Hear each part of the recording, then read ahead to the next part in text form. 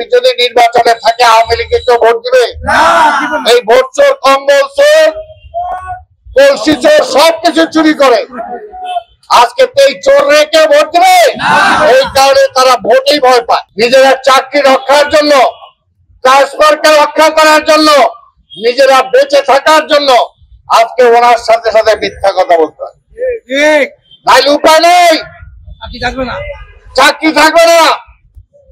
তাই ভাই আমার, চাকরি এগুলো কইরা এখন না হয় চাকরি কয় মাস কয় বছর কাটাইলেন, কিন্তু পরকালের জন্য কি জবাব দিবেন?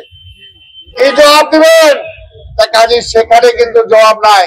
তাই ভাই আমার, আমি বক্তব্য দীর্ঘায়িত করব না, শুধু একটা কথাই বলবো। এই যে আজকে রিক্সাওয়ালা ভাইরা আছেন, এই রোদের মধ্যে কি প্রকাশ্য রোদ, তার মধ্যে আপনাদের রিক্সা চালাতে হয় কেন? নাইলে তো উপার্জন হবে না।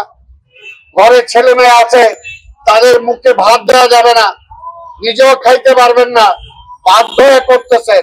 কিন্তু সেটা কি সরকার দেখে? বলে না এরা খুব আরামে আছে। দেশে বাংলাদেশে কোনো কষ্ট নাই, কোনো কষ্ট নাই। এই যে পয়লা মে গেল, শ্রমিকের বেতন সর্বোচ্চ কত? সর্বোচ্চ কত দেয় গার্মেন্টসে? 12,000।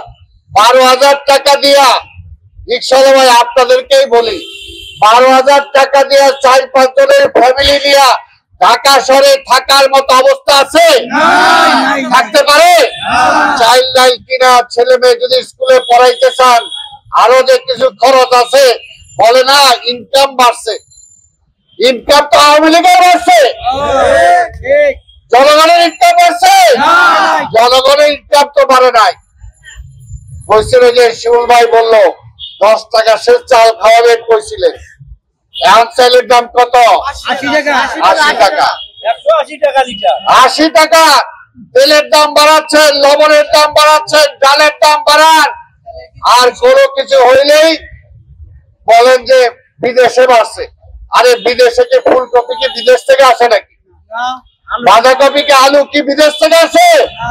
না, বিদেশ থেকে আসে না। কিন্তু এই আওয়ামী লীগের চাঁদাবাজরা এখন যেটা হয়েছে যে তরমুজ, এই গরমের সিজনে তরমুজের বাগান মাঠে যায়, যেখানে তরমুজ চাষ হয় সেখানে চাষিদের কাছে যারা ওগুলো কিনে নেয়, আগে আওয়ামী লীগের পান্ডারা যায় বলে 10,000 দাও, নাহলে তরমুজ তুলতে পারবে না।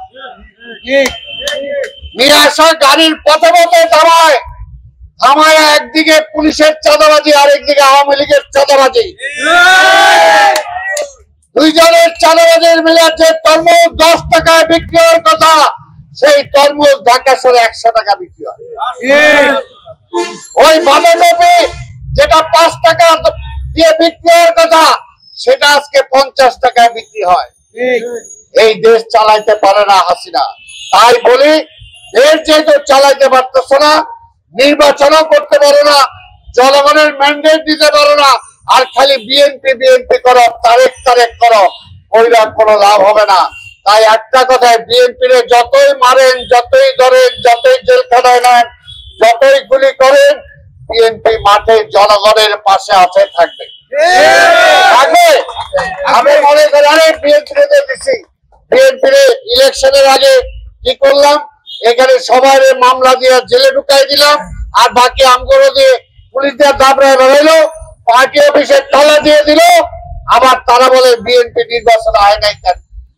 আবার কিছু অকাল কুষ্পন্ন বুদ্ধিজীবী আছে, সাংবাদিক, তারাও বলে বিএনপি নির্বাচনে গেল না কেন? আরে মানে অফিস বন্ধ, মহাসচিব জেলে, সবাই তারায় বেড়াইতেছ, পুলিশ দিয়ে র্যাব দেয়া। এই পার্টি অফিসের সামনে ওই যে জনতা দল নামে কয়েকটা ছেলে আসলো, এইখানে বসলো, তাদেরকে এইখান থেকে পুলিশ ধরে নিয়ে গেল। আবার বলে আসে না কেন? পাবলিককে এত বোকা বানাও, মনে করে তারা কিছুই বুঝে না। তাই সেই নির্বাচন ভয় পায়, কারণ জানে বিএনপি যদি নির্বাচনে থাকে আওয়ামী লীগকে কেউ ভোট দিবে? এই ভোট চোর, কম্বল চোর, কলসি চোর সবকিছু চুরি করে।